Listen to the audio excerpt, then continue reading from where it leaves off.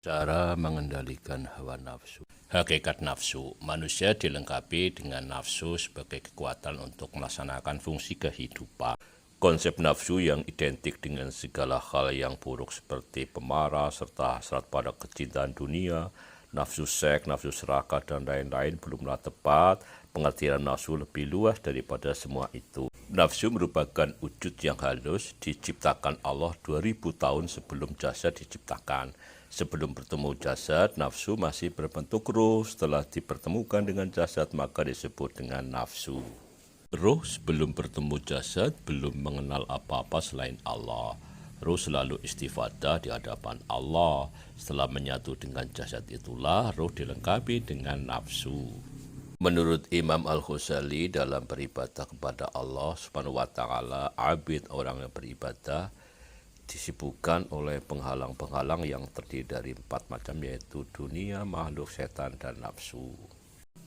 Metode Imam Al-Ghazali dalam memerangi penghalang tersebut dengan cara 1. Zuhud pada dunia, 2. Mengasihkan diri dari makhluk, 3. Mengalahkan setan, dan keempat adalah mengendalikan hawa nafsu. Nafsu merupakan tantangan paling berat karena ia berada pada diri kita. Bagi musuh dalam selimut, maka cara mengalahkan tidak cukup hanya sekali waktu saja. Kita perlu mengenal jenis-jenis nafsu menurut Islam, karakteristik, serta cara mengendalikannya. 7 tingkatan nafsu yaitu amarah, lawamah, mulhamah, mutmainah, rodiyah, mardiyah, dan kamilah. 1. Nafsu amarah adalah nafsu yang selalu mengajak kepada perbuatan dosa, kejahatan, kejelekan, dan kemungkaran. Karakteristik nafsu amarah adalah bakhil, dengki, bodoh, sombong, pemarah, cinta dunia, dan pendendam.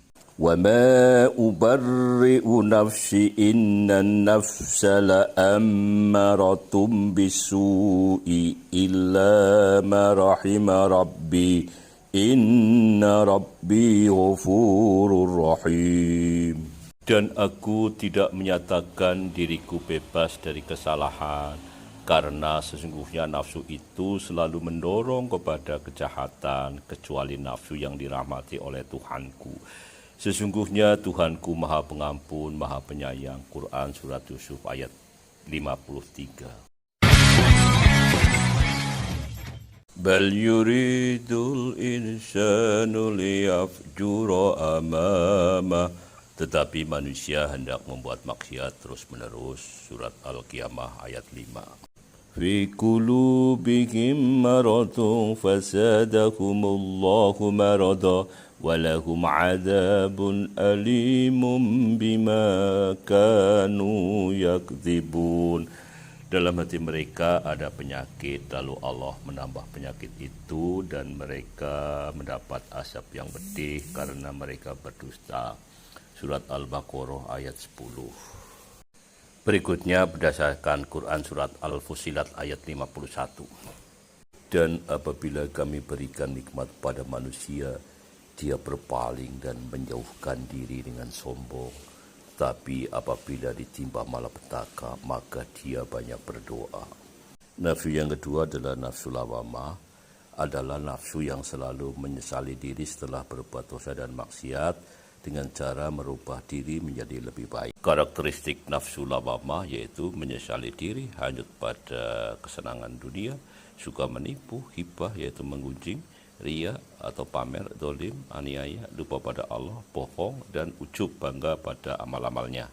Wala uqsimu bin nafsil lawamah, dan aku bersumpah demi jiwa yang selalu menyesali dirinya sendiri. Surat Al-Qiyamah ayat 2. Dasar yang lain adalah Surat Al-Baqarah ayat 120. Dan orang-orang Yahudi dan Nasrani tidak akan rela kepada Muhammad sebelum engkau mengikuti agama mereka. Katakanlah, sesungguhnya petunjuk Allah itulah petunjuk yang sebenarnya. Dan jika engkau mengikuti keinginan mereka setelah ilmu kebenaran sampai kepadamu, tidak akan ada bagimu pelindung dan penolong dari Allah. Nafsu yang ketiga adalah nafsu mulhimah, adalah nafsu pada diri yang selalu mendapatkan ilham untuk selalu berbuat kebaikan. Karakteristik nafsu mulhimah yaitu bertaubat, sabar, tahan uji, qanaah atau menerima, tawadu yaitu merendahkan diri, dermawan, lemah lembut, murah hati. sebagaimana surat Asy-Syam ayat 7 sampai dengan 10.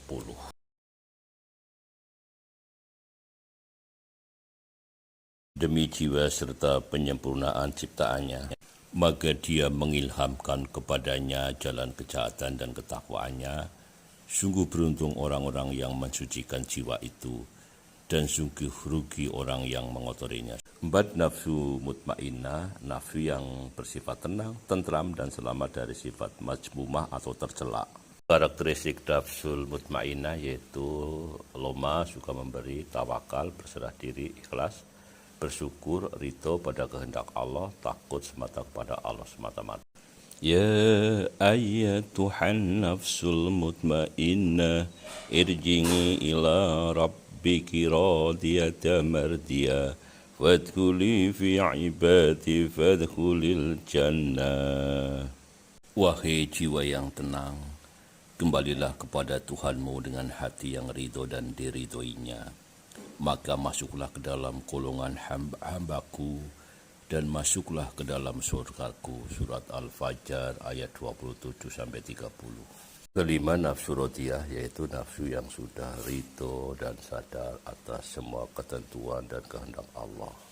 Karakteristik nafsu rodiyah yaitu selalu berzikir, ikhlas, wafa atau tepat janji, wara menjaga perkara subhat dan haram, syuhud meninggalkan kesenangan dunia, rindu pada Allah dan karomah. Dasarnya adalah surat Al-Baqarah ayat 115.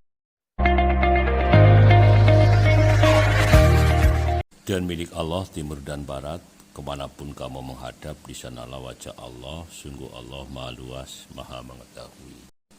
Ala inna awliya Allahu la khawfun alaihim wa lahum yaksanun. Ingatlah wali-wali Allah itu tidak ada rasa takut pada mereka dan mereka tidak bersedih hati. Quran Surat Yunus ayat 62. Nama adalah nafsu mardiyah adalah nafsu yang sudah mendapatkan ridho Allah Subhanahu wa Ta'ala. Karakteristik nafsu rodiyah yaitu baik akhlak budi pekertinya, belas kasih sayang pada sesama, meninggalkan perkara selain Allah, taqarrub selalu mendapatkan diri kepada Allah, bersyukur dan menganalisis keagungan Allah dan ciptanya, ridho akan kodrat iradat Allah Subhanahu wa Ta'ala. Apa yang ada di sisimu akan lenyap dan apa yang ada di sisi Allah adalah kekal. Dan kami pasti akan memberi balasan pada orang yang sabar dengan pahala yang lebih baik dari apa yang telah mereka kerjakan. Surat An-Nahl ayat 96. Ketujuh adalah nafsu kamilah atau nafsu sofiyah, adalah nafsu yang sudah bersih dari semua karakter mazmumah atau tercela, sempurna karakter kebaikannya. Karakteristik nafsu kamilah yaitu ilmul yaqin, ainul yaqin, haqqul yaqin, uslah yaitu menyendiri dari para makhluk, diam dari perkataan buruk dan keji, sidik, jujur, selalu membantu makhluk lain, taat dan patuh untuk melaksanakan seluruh perintah Allah.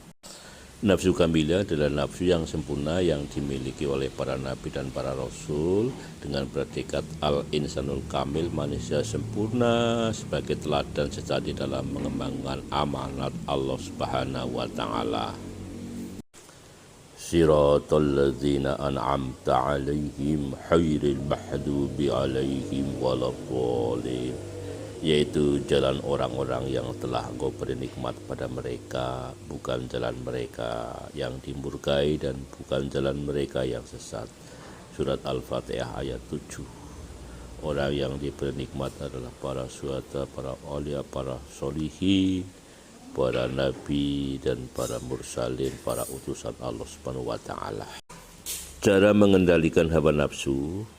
Nafsu ibarat kuda yang bagus, jika ia dibiarkan binal dan brutal, maka akan brutal, berlari dan bertindak yang tidak sesuai dengan aturan. Jika kita mampu merawat, mengenal karakternya dengan kasih sayang, maka kuda itu menjadi jinak menurut kita kendalikan kemana saja kita kehendaki. Strategi untuk menghela nafsu untuk menuju kebaikan menurut beberapa ulama adalah sebagai berikut.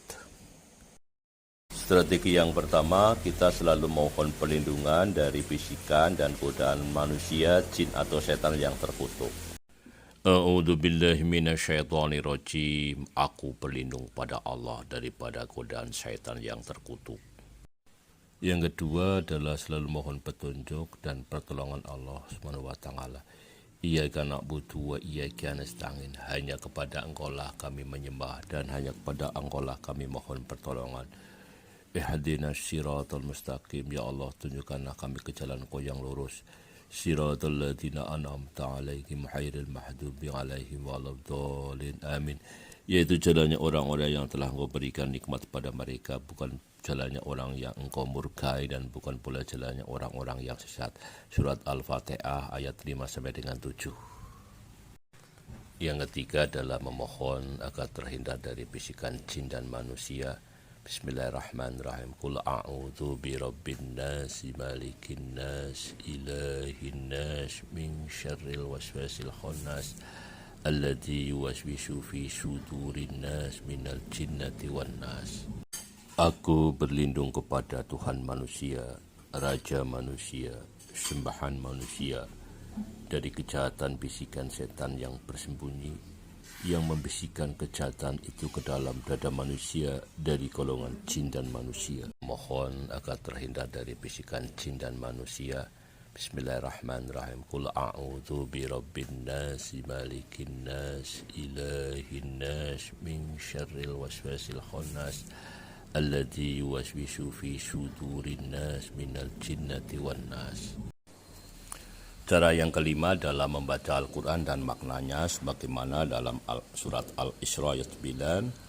Sungguh Al-Quran ini memberi petunjuk ke jalan yang paling lurus dan memberi kabar gembira kepada orang mukmin yang mengerjakan kebajikan, bahwa mereka akan mendapatkan pahala yang besar. Cara yang keenam yaitu melaksanakan sholat tahajud secara istiqomah sebagaimana surat Al-Isra ayat 79. Dan pada sebagian malam lakukanlah sholat tahajud sebagai suatu ibadah tambahan bagimu. Mudah-mudahan Tuhanmu mengangkatmu ke tempat yang terpuji. Cara yang ketujuh dengan memperbanyak berzikir sebagaimana Quran surat Ar-Ra'd ayat 28. Alladzina amanu wa tatma'innu qulubukum bizikrillah, ala bizikrillahi tatma'innul qulub. Yaitu orang-orang yang beriman dan hati mereka menjadi tentram dengan mengingat Allah. Ingatlah, hanya dengan mengingat Allah hati menjadi tentram.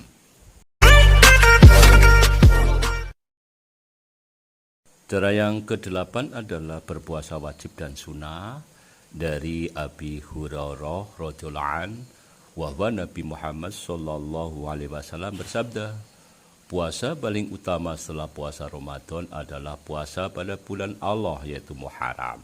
Sementara solat yang paling utama setelah solat wajib adalah solat malam yaitu tahajud. Hadis riwayat Muslim nomor 1982. Cara yang 9 adalah bergaul dengan ahli ilmu. Barang siapa yang Allah kehendaki padanya kebaikan, maka Allah akan tanamkan dia di dalam masalah agama.